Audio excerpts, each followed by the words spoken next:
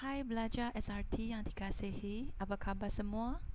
Semoga anda semua sehat, sejahtera. Hari ini kita sambung lagi keselamatan di tempat kerja dalam industri hospitality part 2. Marilah kita sama-sama mengetahui punca kemalangan di tempat kerja, kemudian memahami postur badan yang baik ketika bekerja dan seterusnya mengenal pasti ruang dan punca berlaku kebakaran di tempat kerja dan tindakan yang perlu diambil. Jom kita sama-sama belajar. Baik pelajar, masih ingat video yang lepas kita telah pun mempelajari tentang kepentingan menjaga keselamatan di tempat kerja. Kemudian kita bincangkan tentang kesan nyata dan kesan tidak nyata ekoran daripada kemalangan.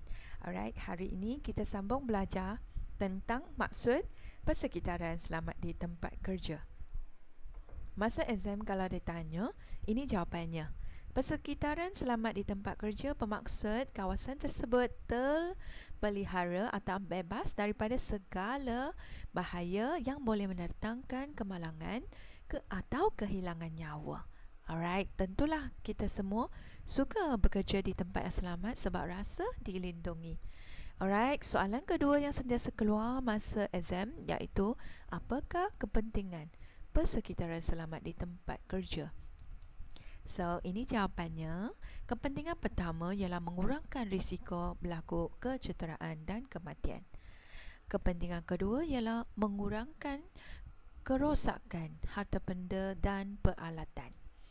Kepentingan ketiga ialah mempercepatkan pengeluaran perkhidmatan atau produk, dan last sekali ialah meningkatkan kualiti produktiviti. Dia sebenarnya sangat berkait rapatlah. Alright, bila tak ada kemalangan, kurangkan risiko kematian. Confirm tak ada harta benda yang rosak, dan juga bila persekitaran selamat, semua orang seronok dan buat kerja dengan cepat. Okay, so perkhidmatan dan produk tu seterusnya kualiti pun bagus. Okay. Baik pelajar, kita sambung. Kita lihat gambar ini sangat menakutkan sekiranya kemalangan berlaku di tempat kerja. Kita lihat punca kemalangan. Ia terbahagi kepada dua, satu punca daripada manusia, satu lagi punca daripada persekitaran. Masa exam kalau suruh you terangkan tentang punca kemalangan yang berpunca daripada manusia, ini jawapan yang you boleh isi. Satu, mungkin disebabkan kecuaian. Okey, maksudnya sikap tidak prihatin manusia lah, sambil lewa atau lalai semasa bekerja. Satu lagi ialah kesedaran terhadap keselamatan begitu rendah, ataupun kompetensi iaitu pengetahuan kemahiran sikap begitu rendah lah. Okey, tak dapat menguasai satu kerja dengan bagus dan dia buat kerja kurang confident. Itu pun boleh jadi punca kemalangan. Satu lagi mungkin disebabkan masalah peribadi, jatuh cinta ke, tekanan hidup ke. Okay, so menyebabkan manusia atau pekerja tersebut kurang fokus, kurang tumpu perhatian dan boleh menyebabkan kemalangan. Satu lagi sebab ialah penyalahgunaan dadah atau alkohol. Okay, satu lagi ialah tempoh masa kerja yang panjang. Okay, sehingga pekerja tu mengantuk. Itu boleh menyebabkan kemalangan. Last sekali ialah tekanan daripada rakan sekerja. You nak fight dengan kawan kamu, nak cepat. Nampak dia cepat, you pun nak cepat. Cepat, terpotong jari. Nampak tak? Jangan kamu sambut tekanan daripada rakan sekerja, dan pastikan you jangan memberi tekanan kepada rakan lain masa memasak nanti. Okey, kita lihat pula persekitaran. Okey, persekitaran juga menjadi punca kemalangan dari segi susun atur kalau kurang sesuai. Okey, terutamanya kalau ada sesuatu yang menghalang laluan ataupun keadaan tempat kerja yang bahaya, contohnya tak rata ke, tinggi sangat ke, itu pun boleh jadi satu punca kemalangan. Nak detail lagi, teliti kan? Yes, dia boleh dibahagi kepada dua juga. Satu ialah dari segi mesin. Okey, mesin tersebut kalau reka bentuk tidak sesuai, mungkin bahagian dia tajam ke, Okey, ada satu bahagian yang terlindung ke. So, itu boleh jadi punca kemalangan, ataupun penyelenggaraan tidak dilakukan dengan kerap, maksudnya tak servis langsung mesin, dah guna lama, mungkin mesin tu boleh jadi punca kemalangan. Satu lagi ialah menu penggunaan mesin tidak disediakan. You nampak mesin baru, you ingat you pandai guna, tak baca menu, atau langsung tak ada menu bagi tahu kamu macam mana mengendalikan mesin. Akibatnya ialah kemalangan boleh berlaku. Okay, kita lihat sebelah sini pula. Okay, punca kemalangan juga boleh dari segi unit kerja tidak sesuai dengan pekerja. Mungkin meja kerja terlalu tinggi. Okey, ketinggian pekerja tu kurang lah. So, bila terlalu tinggi, tak capai, dia nak cuba capai kan, kemalangan boleh berlaku. Okey, satu lagi puncanya ialah suhu tidak selamat atau pengaliran udara tidak mencukupi. Itu pun boleh menyebabkan seseorang pengsan ke, okey, atau pengsan. Kalau pengsan masa memasak, api terus membakar kan. Okey, kemalangan boleh berlaku. Satu lagi ialah macam tadi, susut atau peralatan atau tempat kerja tidak sesuai lah. Okey, itu semua punca daripada persekitaran. Okay, masa exam suka suruh you beri beberapa cara atau cadangkan beberapa cara untuk mengelakkan kemalangan di tempat kerja. Di sini cikgu sediakan dua jadual, dua kotak. Kotak atas tu, okay, you boleh tulis semasa anda jawab soalan yang tentang punca kemalangan ekoran daripada manusia. Okay, so kalau macam tu, you boleh beri cadangan gini, iaitu elak meninggalkan dapur semasa memasak, ataupun elak memasak jika mengantuk atau tidak sihat. Okay, of course you boleh tulis pastikan kepala hostess ditanggalkan selepas selesai memasak. Ini memang peraturan. Kalau you keluar dari bilik masakan, saya nak kamu tanggalkan kepala hostess. Kita tak nak ada kebocoran gas berlaku di situ. Okay, kemudian pastikan pakai pakaian yang sesuai dan kurangkan pakai barang perhiasan. Okey, kita tak nak ada rantai tangan yang tersekat pada mesin dan ekorannya ialah kemalangan hilang tangan. Okey, kita tak nak perkara yang tak baik berlaku. Satu lagi cadangan ialah pakai kasut yang bertutup supaya melindungi kaki. Okey, itu cadangan ekoran daripada manusia lah, punca kemalangan manusia. Kita lihat, sekiranya soalan dia tanya tentang cara untuk mengelakkan kemalangan yang berpunca daripada persekitaran, anda boleh tulis ini. Pastikan susun atau perabot tidak menghalang laluan. Pastikan bahan kimia diasingkan dan dilabel dengan betul. Satu lagi, you boleh tulis elak penyambungan banyak plug pada satu soket, ataupun pastikan lantai tidak licin, pastikan keadaan terang, atau pasang penyedut asap. Okay, yang ni sebenarnya anda kena ikut situasi. Biasa soalan akan bagi satu gambar, kemudian minta you cadangkan. So, based on situasi, kamu cuba beri cadangan yang terbaik.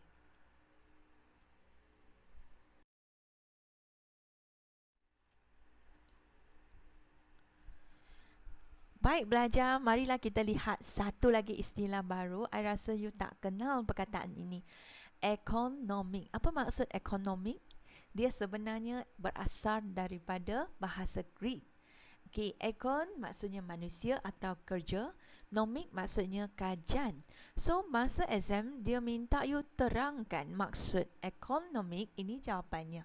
Ekonomik ialah kajian yang menghubungkan manusia dengan persekitaran tempat kerja untuk memelihara keselamatan, kesihatan dan keselesaan. Singkatannya 3K lah, bagi mencapai tahap keupayaan maksimum pekerja. Maknanya ada seseorang, dia buat kajian yang menghubungkan manusia dengan persekitaran, di mana untuk jaga 3K supaya capai tahap yang paling tinggi semasa kerja. So, kajian ni laporan tau, yang dinamakan ekonomik. Kemudian ekonomik ni dilanjutkan lagi, kajian tersebut dia menghubungkan pula tentang pergerakan. So, ini maksudnya ekonomik pergerakan bermaksud pekerja secara sistematik di tempat kerja dengan mengambil kira reka bentuk peralatan dan persekitaran untuk memelihara 3K. Maknanya selain dia buat kajian tentang manusia bersekitaran, kali ini dia mengambil kira reka bentuk peralatan dari segi susunan, pastikan manusia itu bekerja ikut pergerakan yang bagus. Okay, so itu ekonomik pergerakan. So bezakan masa exam dia akan minta you tuliskan maksud. Okay, selain kemalangan tentang yang berpunca daripada yang tadi, so kita lihat ini. Postur badan juga kalau tidak betul pun akan menyebabkan anda cedera. So, cikgu nak kamu lihat gambar pertama. Sentiasa kita guna cara ini, okay, untuk mengangkat barang. Betul? Sebenarnya salah. Kena ikut yang sebelah dalam kotak merah ini, iaitu kita kena cangkung, pegang, kemudian baru berdiri. Kalau nak turunkan barang pun sama. Itu postur yang baik ketika kita nak angkat atau turunkan barang. Faham? Sekiranya gagal menjaga postur badan yang baik, dia boleh menyebabkan sakit tulang belakang yang serius atau sakit sendi. Mungkin you guna cara yang salah ini dah lama, tapi sebab you muda lagi. Tapi boleh bayangkan kalau you guna postur badan yang salah selama 10 tahun, so apa akan jadi pada tulang belakang kamu? So pastikan masa kerja guna postur badan yang baik. Okey, di sini cikgu tunjukkan semasa angkat barang atau objek, you nak pindahkan sesuatu barang, kita mesti ambil kira 5 aspek ini. Okey, sebelum ni cikgu nak bagi tahu benda yang kamu nak angkat tu kita namakan dia beban. Okey, so kita lihat aspek pertama. Pastikan anda kena pasti dulu keadaan atau bentuk beban tersebut. Kalau dia petak, kalau dia bulat, contohnya tong gas di dapur. So, bila you nak pindahkan, you seorang perempuan tak ada tenaga. Nak paksa diri angkat ke macam mana? Yes, you lihat bentuk dia bulat kan? Sebenarnya boleh guna cara pusingkan. Okey, golekkan. Okey, so itu cara dia. Aspek pertama kita lihat keadaan dan bentuk. Kemudian kita kena ambil kira satu lagi, iaitu berat beban. Dari pemerhatian sebenarnya you lihat dengan mata, you boleh anggar. Wow, ini atas kemampuan saya ke saya mampu angkatnya. So nilai dulu berat. Kalau you rasa dia berat sangat, pastikan kamu bagi tahu cikgu you tak mampu atau minta panduan lelaki. Okey, kemudian aspek ketiga ialah jarak. Mengenal pasti jarak lokasi pemindahan, sama ada jauh atau dekat atau tinggi atau rendah. So itu aspek yang ketiga ialah jarak. Satu lagi aspek ialah sama ada you perlu tak panduan dari segi orang atau alat bantu. Kalau you rasa memang tak mampu, boleh minta seorang kawan lagi. Yes, bagi tahu bos kamu atau cikgu. So lakukan kerja. Kemudian satu lagi aspek iaitu menilai risiko. Okey, sendiri fikirkan ada tak risiko kalau saya angkat benda ini, stabil tak? Okey, lokasi yang saya nak hantar tu rata ke? Okey, perlu tak tangga semua tu? Okey, ada tak risiko jatuh? Ada tak risiko yang lain? So, kamu ambil kira 5 aspek. Saya ulang, keadaan dan bentuk, berat, jarak, keperluan panduan dan juga risiko. Alright, kepentingan. Okey, kalau you tengok di sini wanita ni tak cukup tinggi, tak nilai pun, dia main ambil je. Sepatutnya guna tangga. Kemudian yang sebelah kanan ni, lelaki ni, bila angkat sebenarnya terlalu over sehingga dia punya belakang tu dah macam tak tegak. So, pastikan dia boleh mungkin angkat 2 kali lah, jangan sekali. Kurangkan sikit beban dia dulu, bagi sekali baru angkat kali kedua. So, jaga postur badan, pastikan tulang belakang tegak. Okay, so kita lihat kepentingan menilai. Kenapa kita ambil kira 5 aspek ni? Kenapa kita nilai dulu? Okay, sebelum angkat objek, Yang pertama, kita nak kurangkan risiko kecederaan dan kemalangan. Yes, ini sentiasa masa tanya kepentingan menjaga keselamatan ke kepentingan persekitaran selamat pun ini jawapan, iaitu mengurangkan risiko kecederaan dan kemalangan. Kemudian menjimatkan tenaga dan kurangkan keletihan. You dari mata you sudah tahu you tak mampu kan, cepat minta bantuan kawan atau ambillah alat bantuan supaya jimat tenaga. Nampak, bila nilai kita boleh buat sesuatu tindakan yang betul. Kemudian kita akan menjamin kesihatan postur badan anda. Dan satu lagi, meningkatkan produktiviti kerja. Kalau salah seorang tu cedera, dah kurang satu kaki tangan. Lebih elok you nilai dulu dan you buat kerja dengan cermat.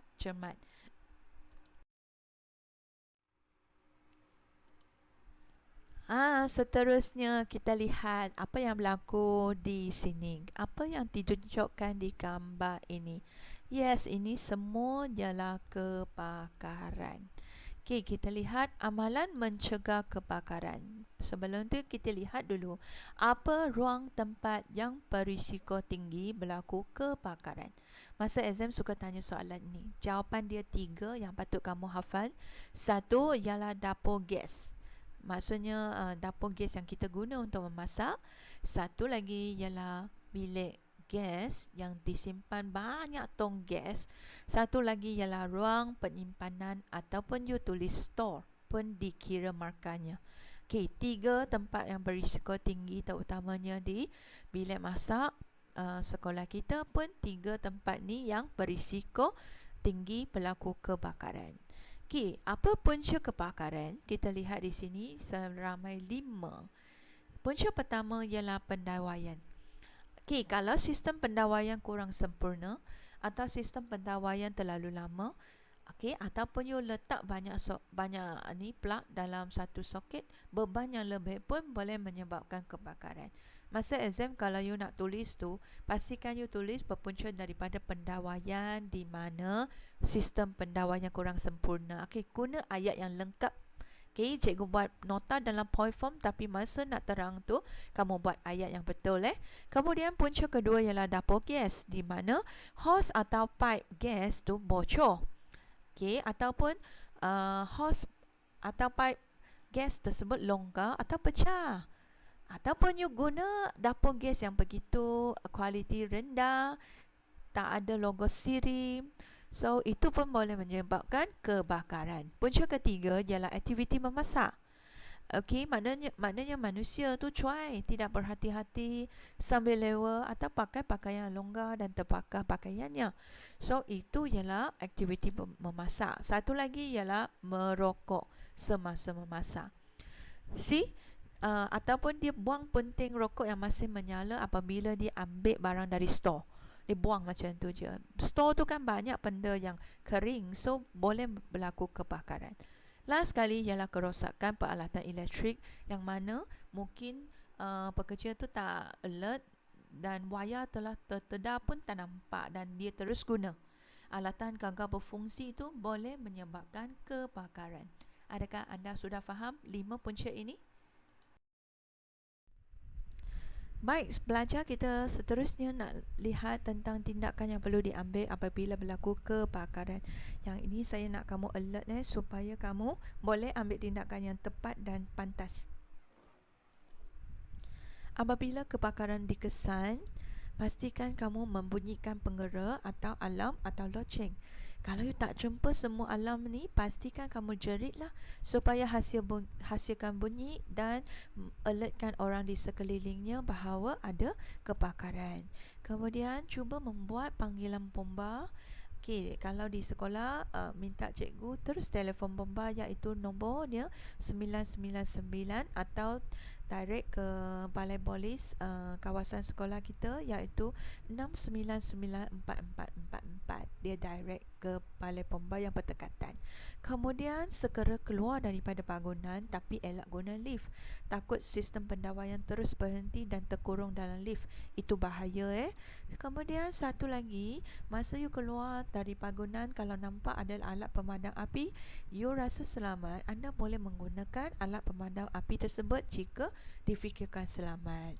Dan masa you keluar tu nampak ada mangsa pengsan ke, jatuh ke, tak boleh jalan ke, pindahkan mangsa kebakaran, kemudian tanya nama dia, daftarkan mangsa yang tercedera itu supaya boleh menyediakan maklum balas yang tepat dan pantas kepada polis. Sebab polis sampai dia akan tanya, siapa nama mangsa ni, siapa nama dia.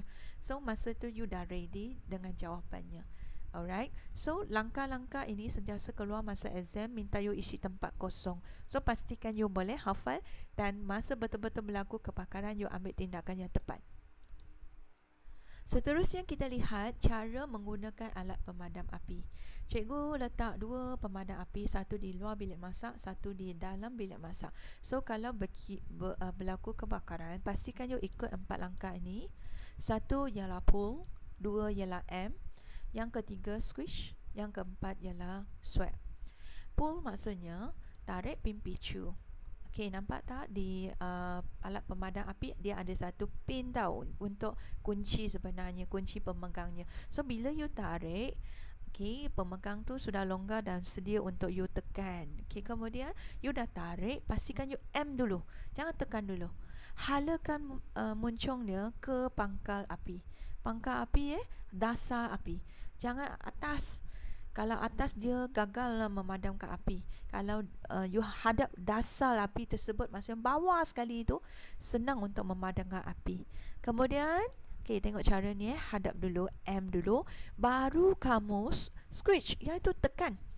Okay, tekan dan direct automatic dengan langkah keempat, iaitu layangkan.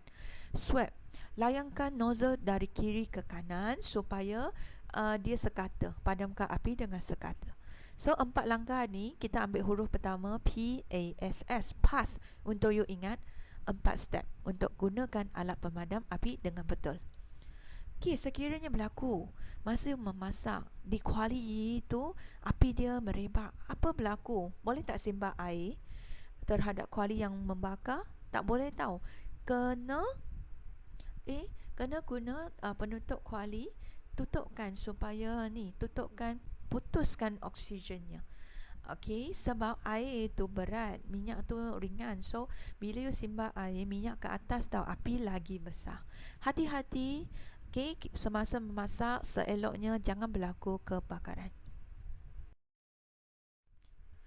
Alright, kita lihat pula prosedur memindahkan mangsa kebakaran. Kita tak boleh biar orang mati dalam tempat kejadian. Nampak orang tu pengsan saja, kita cuba memindahkan mangsa.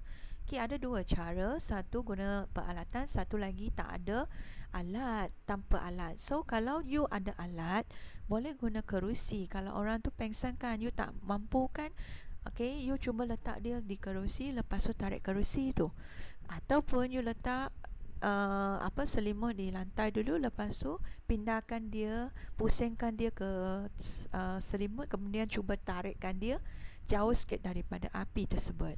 Okay, kalau tak ada alatan, you boleh guna cara ini, iaitu tongkat manusia. Kalau dia hanya jatuh tapi dia masih okey, cuma sakit kaki je, cuba jadikan tongkat manusia bagi dia, pantukannya, memaparkannya keluar daripada tempat kebakaran tersebut. Okay, ataupun orang tersebut pengsan dan berat. So kalau berat sangat, you tak boleh jadi tongkat manusia, you kena panggil kawan. Sama-sama guna cara ini, fore and aft carry, iaitu seorang di depan, seorang di belakang. Okay, guna cara ini, seorang pegang kaki, seorang letak tangan di bawah ketiak tu, angkat dia keluar. Tapi kalau fore and aft carry tu tak sesuai untuk siapa yang sakit kaki. Dia sakit kaki sangat, you carry macam ni, dia mesti mengadu macam tu. Okay, so guna cara yang ini. Okay, last sekali, iaitu forehand set. Forehand maksudnya 4 tangan lah.